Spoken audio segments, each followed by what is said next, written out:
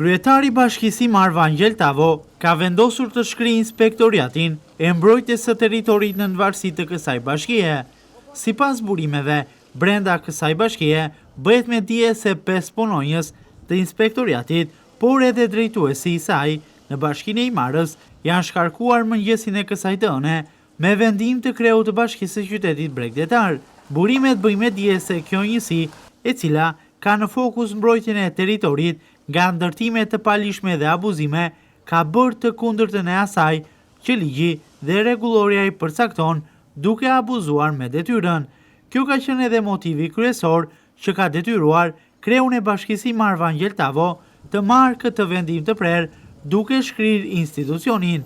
ndërsa për shkrirjen e institucionit shkak janë për disa ndërtime pa leje në Jalë dhe Dërmi, të cilat janë lejuar të ndërtohen pikërisht nga punojësit e institucionit në fjalë.